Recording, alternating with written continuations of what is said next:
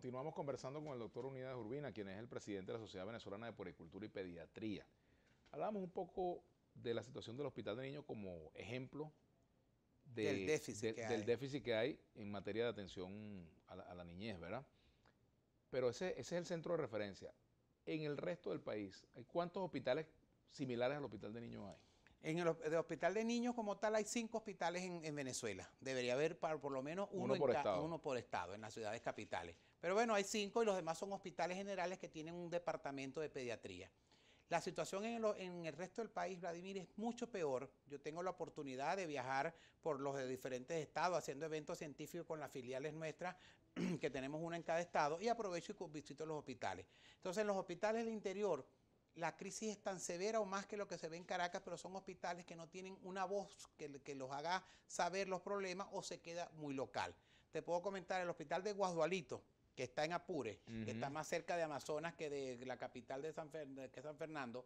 En el servicio de neonatología hay una neonatóloga, una población pequeña, y hay como 9 pediatras, y atienden los pacientes recién nacidos. En ese hospital se lavan las manos en el servicio de neonatología con el agua que condensa el aire acondicionado porque no hay agua.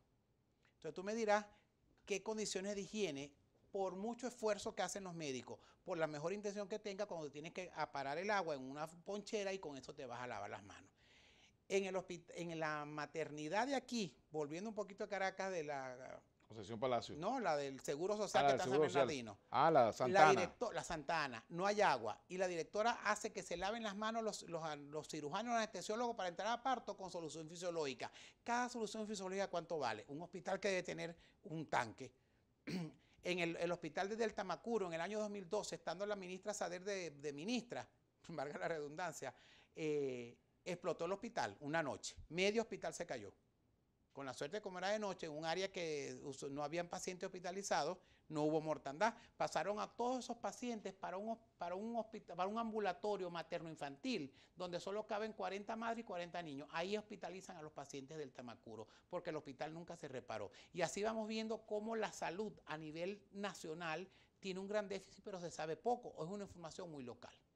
La mortalidad infantil, de acuerdo al último reporte que suministró la ministra Caporales antes de salir del cargo, que fue en relación al año 2016, la mortalidad subió en un 30.8%. Murieron 11.446 niños en Venezuela, 7.000 niños más que el año anterior. En un país muy pobre, tú por lo menos mantienes la mortalidad, pero ¿a qué aumentó?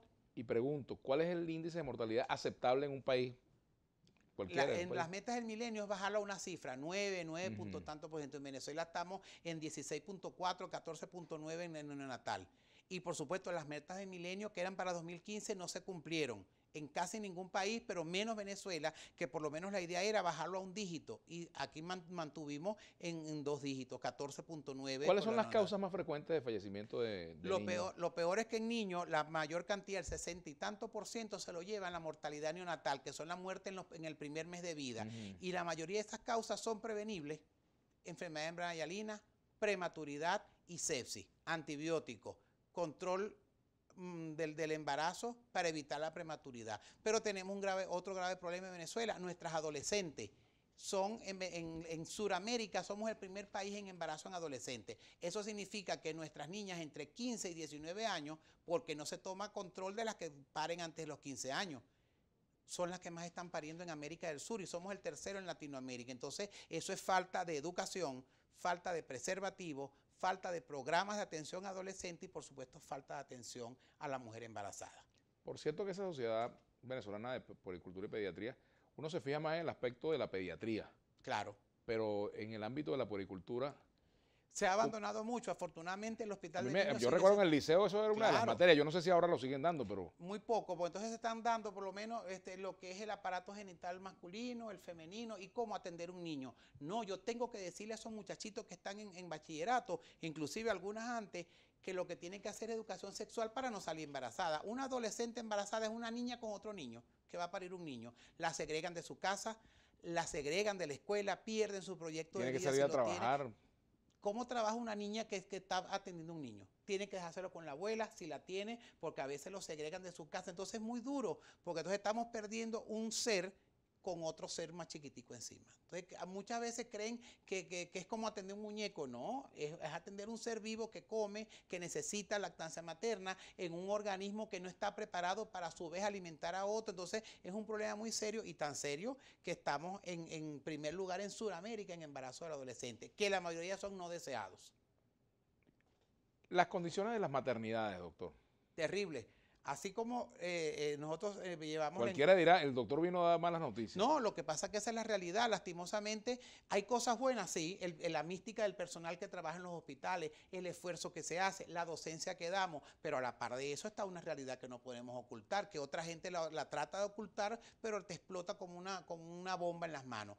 Las salas de parto que están incluidas dentro de los quirófanos en general, de acuerdo a la encuesta nacional de hospitales que se hizo, que se lleva ya por 4 años consecutivos, en el primer trimestre se revelaron los resultados, da más del 57% de salas de parto inoperativas en Venezuela. Y en Venezuela se embarazan 600.000 mujeres al año.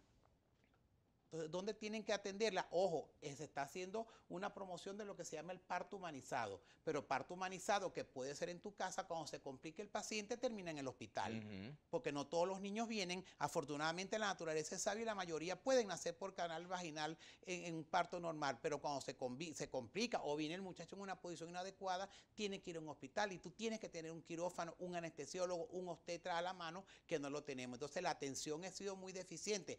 Además, se han abandonado prácticamente los programas de nutrición a la mujer embarazada, suministro de ácido fólico y vitamina, y eso está produciendo o produce malformaciones congénitas, como por ejemplo la espina bífida en los pacientes recién nacidos. Bueno, el mejor parto humanizado, digo yo no sé mucho de eso, pero me imagino que debe ser aquel cuando la madre recibe atención previa, claro, que tiene control del embarazo. No es solamente poner una partera al lado, el parto humanizado es ese concepto que tú estás hablando. Pero aquí, por el hecho de mantener unas doulas, que es como se llaman actualmente o a través de la historia, pero es una mujer que tiene que estar preparada. No solamente decirte yo te quiero y te paso la mano en el hombro.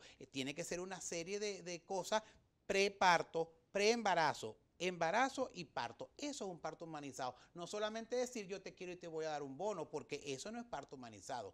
En otros países, como una vez me lo comentó una periodista de Unión Radio, me dice, sí, pero que aquí se está dando el bono se está dando y está produciendo que las niñas dejen de estudiar para salir embarazadas, para mantener a la familia. La mamá lo dice, doctor, tendremos que poner a la niña a salir embarazada. Imagínate tú, cuando en otros países, como en Suiza o en Austria, hay un bono para la mujer embarazada porque ellos tienen que fomentar el embarazo porque tuvieron mucho tiempo control del embarazo y natalidad y se están quedando solo los viejos.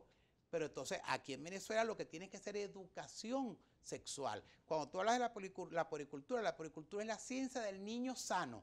Y aquí necesitamos hacer la prevención para que la niña pueda ejercer su sexualidad con conciencia y sepa que no es solamente tener sexo, sino que la consecuencia es o una enfermedad de transmisión sexual o un niño. La condición, digamos, de higiene en los centros hospitalarios es otro aspecto, ¿no? Muy mala. No hay agua.